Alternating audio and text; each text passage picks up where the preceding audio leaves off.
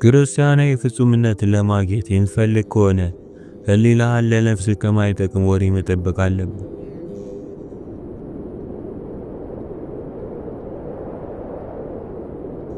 እንደ አጋጣሚ ሆኖ ዘመኑ የመረጃና የመረጃ ጥበብ ዘመን ነው። ዓለም በቲቪ፣ በመጽሐፍ፣ በጋዜጦች ብቻ ሳይሆን በመረጃ መረብ ጭምር የሚያጥለቀልቅ መረጃን ከምንጊዜውም በላይ እያቀረበችልን ነው። ነገር ግን ይህ ጥቅም የለሽ መረጃ እኔ የአእምሮ ብክለት ብዬ ለምጠራው ችግር ይዳርጋል።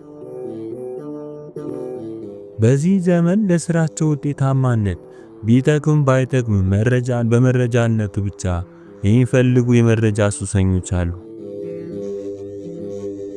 ቅዱስ ጳውሎስ በአንደኛ ቆሮንቶስ ምዕራፍ 2 ቁጥር 2 ላይ እንዲህ ይለናል፣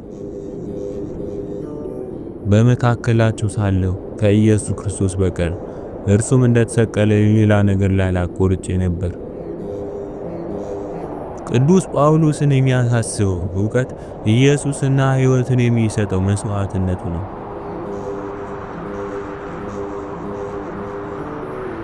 መክብብ ምዕራፍ 1 ቁጥር 18 ላይ ደግሞ በጥበብ መብዛት ትካዜ ይበዛልና ዕውቀትንም የሚጨምር ሐዘንን ይጨምራልና ይላል። ለጥቅም አልባ ዕውቀት የመጀመሪያው ምሳሌ ዜናን ከመጠን በላይ መመልከት ነው።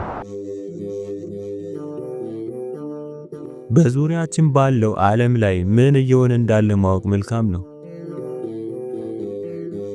ይሁንና ክርስቲያናዊ ፍጹምነት የሚፈልግ ከሆነ በየቦታው በእያንዳንዱ ደቂቃ የሚሆነውን እያንዳንዱን ነገር ስለማወቅ መጨነቅ ትርፍ ያለው ነገር አይደለም። ሰዎች ዜናን ለመስማት ካላቸው የማይረካ ጉጉትና ጥማት የተነሳ የቴሌቪዥን ጣቢያዎች የ24 ሰዓት ዜና ስርጭት ሊጀምሩ ችለዋል።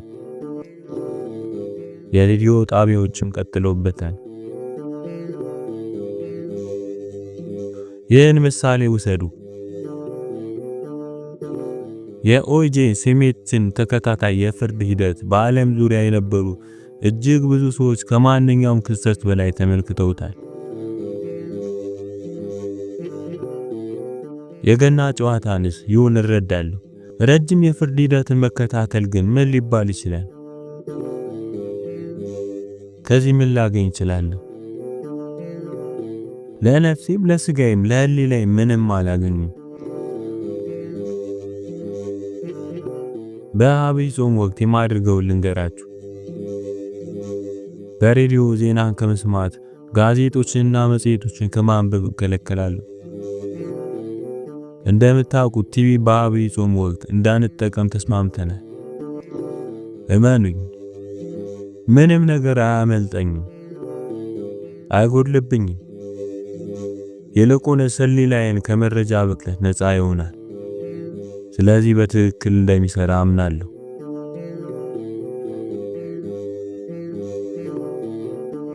የአንድ መነኩሴ ታሪክ ሰምተን ነበር።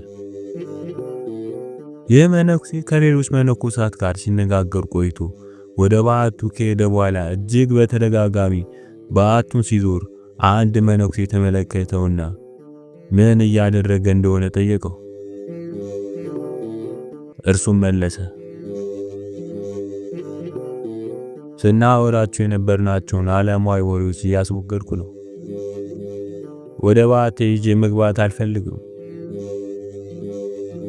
ሁለተኛው የማይጠቅም ዕውቀት ምሳሌ ደግሞ ከአንቱ የማወቅ ፍላጎት ነው። አዋቂ ለመሆን ብቻ ሲባል ስለ ብዙ ነገሮች የማወቅ ጥማት፣ ይህ እንዴት ሊጎዳኝ ይችላል? መልካም። አበው እንዳሉት ይህ በጠቅላላ ዕውቀት መሞላት መጠቅጠቅ ከሌሎች የተሻለ አዋቂ እንደሆንኩ ወደ ማሰብና ወደ ኩራትና ትዕቢት ይመራኛል። ዕውቀቴንም በሌሎች ፊት ማሳየት ስለምፈልግ ወሬኛ እሆናለሁ። ባህታዊ ትሩፋን እንዳለው ከሆነ በመጨረሻ አእምሮአችን ራሱ የምናመልከው ጣዖት ይሆንብናል። ሐሳበ ግትር እንሆናለን። ሁሉን እስካወቅን ድረስም ሌሎችን ለማማከርም ሆነ ምክርን ለመቀበል ፈቃደኞች አንሆንም። ይህም በመንፈሳዊ ጉዳዮችም ጭምር በራስ ወደ መደገፍ የሚመራ የህሊና ትዕቢት ሲሆን እጅግ አደገኛ ነው። ክርስቲያናዊ ፍጹምነትን መከተል ከፈለጋችሁ ህሊናችሁን ከዚህ አይነቱ የእውቀት ሱስ ማላቀቅ አለባችሁ። ቅዱስ ጳውሎስ በአንደኛ ቆሮንቶስ ምዕራፍ 3 ቁጥር 18 እስከ 19 ላይ ማንም በዚች ዓለም ጥበበኛ የሆነ ቢመስለው ጥበበኛ የሆን ዘንድ ሞኝ ይሁን፣ የዚህች ዓለም ጥበብ በእግዚአብሔር ፊት ሞኝነት ነውና። መንፈሳዊ ጥበብና ዓለማዊ ጥበብ እጅ ለእጅ ተያይዘው ሊሄዱ አይችሉም። የዚህን ዓለም ጥበብ እጅግ የሚሹ ሰዎች ብዙ ጊዜ በእግዚአብሔር የማያምኑ ይሆናሉ። በትዕቢተኛ አእምሯቸው ተወጥረው አእምሯቸውን የፈጠረውን እግዚአብሔር ይክዳሉ። በዚህ የተነሳም ቅዱስ ጳውሎስ ጢሞቴዎስ ሆይ በውሸት ዕውቀት ከተባለ ለዓለም ከሚመች ከከንቱ መለፍለፍና መከራከር እየራቅ የተሰጠን አደራ ጠብቅ። ይህ ዕውቀት አለን ብለው አንዳንዶች ከእምነት ስተዋልና ጸጋ ካንተ ጋር ይሁን አሜን። አንደኛ ጢሞቴዎስ ምዕራፍ 6 ቁጥር 20 እስከ 21። በመዝሙር 72 ቁጥር 22 እስከ 24 ላይ ደግሞ ነብዩ ዳዊት እንዲህ አለ፣ እኔ ተናኩ ነኝ አላወቅኩምም፣ በአንተ ዘንድም እንደ እንስሳ ሆንኩ። እኔ ግን ዘወትር ካንተ ጋር ነኝ፣ ቀኝ እጄንም ያዝከኝ። በአንተ ምክር መራኸኝ፣ በክብር ተቀበልከኝ። ጠቢብ ለመሆን ሲባል ሞኝ የመሆን ትርጉም ነው። በእግዚአብሔር ፊት ሞኝነትን ከገለጥ ቀኝ እጅን ይይዝሃል፣ በእርሱም ምክር ይመራሃል፣ ከክብርም ጋር ይቀበልሃል። የማወቅ ፍላጎት የሎጥን ሚስት ለጥፋት ዳርጓታል። እንዲሁም ጌታችን በሐሳዊ መሲህ ጊዜ ስለማወቅ ጉጉት በተመሳሳይ ምሳሌ አስጠንቅቆናል።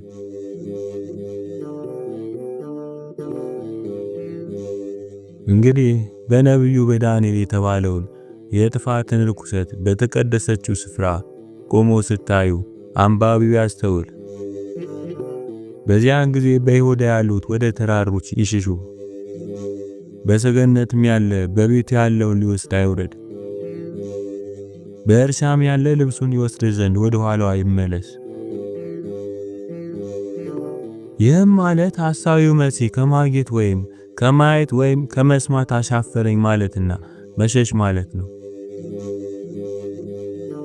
በጠንካራ የማወቅ ፍላጎት ለማየት የሚሞክሩ ሰዎች ግን እንደ ሎጥ ሚስት ይጠፋሉ። ሉቃስ ምዕራፍ 17 ቁጥር 31 ላይ ተመሳሳይ ሐሳብ የሚነግረን ሲሆን በሎጥ ሚስት ስህተት ዳግም እንዳንወድቅ ያሳስበናል። በዚያን ዕለት በዚያም ቀን በሰገነት ያለ በቤቱ ያለውን ዕቃ ሊወስድ አይውረድ፣ እንዲሁም በእርሻ ያለ ወደ ኋላው አይመለስ። የሎጥን ሚስት አስቧት።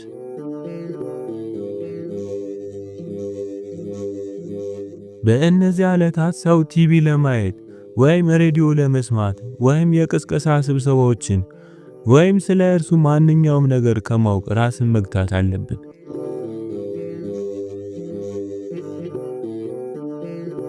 ቅዱስ ዮሐንስ አፈወርቅ ያስጠነቅቀናል።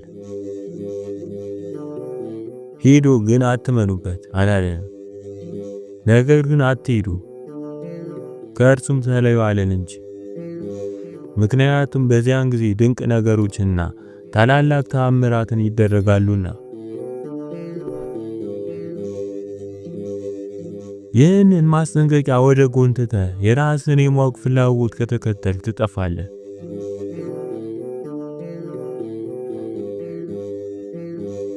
በአብይ ጾም ወቅት ቴሌቪዥን ከመመልከት መከልከል መልካም የሆነው ለዚህ ነው።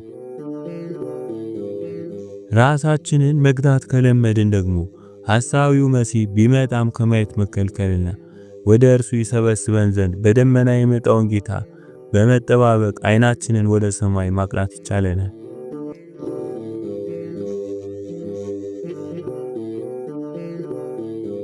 ሌላው የከፋ የማወቅ ፍላጎት ደግሞ ስለ አስማት፣ ጥንቆላና ስለመሳሰሉት የማወቅ ፍላጎት ነው። ይህም በአጋንንት ወደ መያዝ፣ ራስን ወደ ማጥፋትና ሰዎችን ወደ መግደል የሚያደርስ ነው።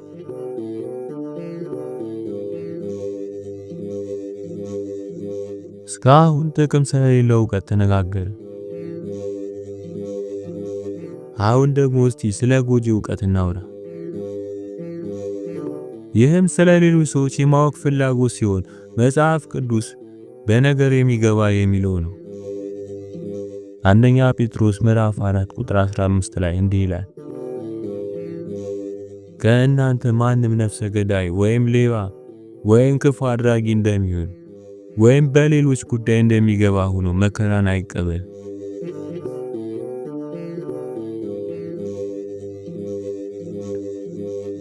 ስለ ሌሎች ሰዎች ጉዳይ የማወቅ ሱስ የአሉባልታና የሐሜት ስር ነው። ዲያብሎስ የሰውን ጉዳይ ለማወቅ የምትፈልጉትን ልትረዷቸው ስለምትችሉ ነው ብሎ ሊያሳምናችሁ ይችላል።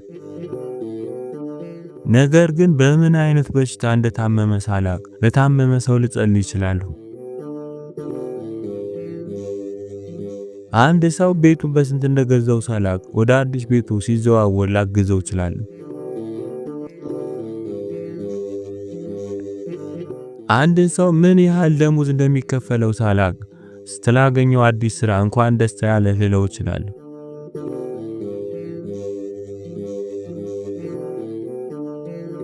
ከሌሎች በተለየ ወጣቶች የጓደኞቻቸውን ሚስጥሮች የማወቅ ሱስ አለባቸው። ሚስጥርን ካልነገርህ ጓደኛ አይደለህም። ሚስጥሬን ልነግርህ የምችለው ያንተን ከነገርህ ብቻ ነው ይባባላሉ። ይህ ግን ጎጂ እውቀት ነው። መጽሐፍ ቅዱስ በነገር መግባትን ነፍሰ ገዳይ የመሆንና የመስረቅ ያህል ክፉ መሆኑን ይገልጽልናል። ብዙ ሰዎች ስለ እነርሱ ማወቅ ስለሚፈልጉ ወዳጆቻቸው ተማረው ይነግሩኛል። አንዳንድ ሰዎች እንደውም ሰዎች የግል ጉዳዮችን እንዲያውቁብኝ ስለማልፈልግ ለመዋሸት እገደዳለሁ ብለውኛል። ለዚህ የምሰጠው መልስ ግን አትዋሹ፣ ጉዳዩ የግል ጉዳይ መሆኑን ብቻ ንገሯቸው የሚል ነው። ከተቆጡና ሊያናግሯችሁ ካልወደዱ አትጨነቁ። እውነተኛ ጓደኞቻችሁ አይደሉም ማለት ነው። እውነተኛ ጓደኞች ምስጢርን ለማውጣት ከመገፋፋት ይልቅ የጓደኞቻቸውን የግል ጉዳዮች ያከብራሉ።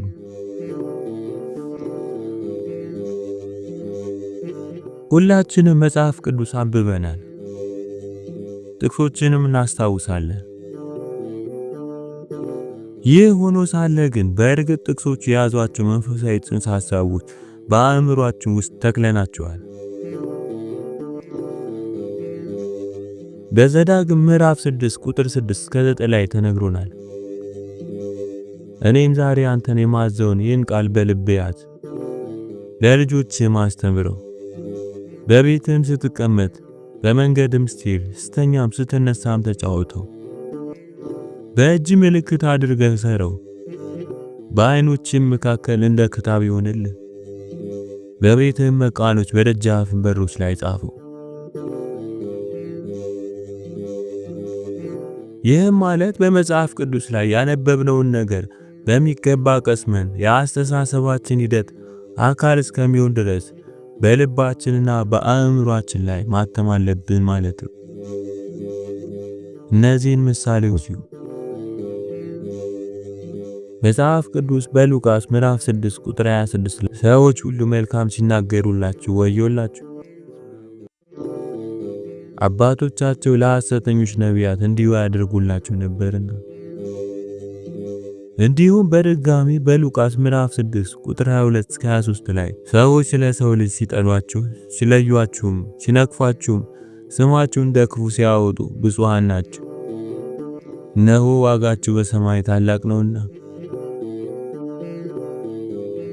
በዚያን ቀን ደስ ይበላችሁ፣ ዝለሉ፣ አባቶቻቸው ነቢያት እንዲያደርጉባቸው ነበርና ይላል። በዚህም መሰረት ከመመስገን ይልቅ መነቀፍ የበለጠ ብጽዕና ነው።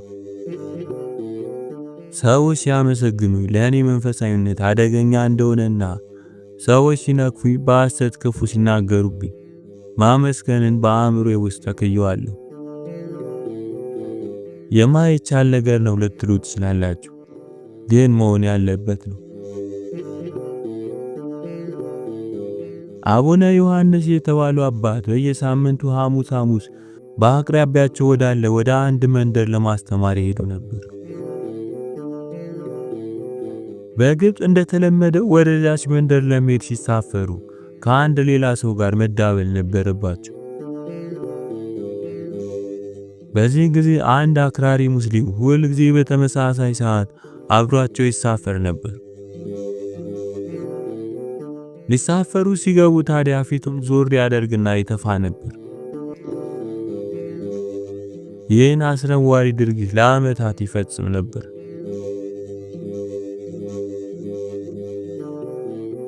አንድ ቀን ጳጳሱ ሊሳፈሩ ሲመጡ ያ ሰው አልነበረም።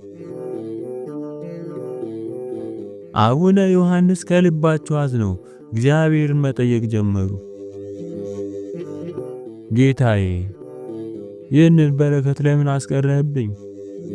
ይህንን በረከት ከዚህ በላይ ቀበል ዘንድ ለማልገባ ይሆን ስልከው በኃጢአቶቼ መብዛት ይሆን?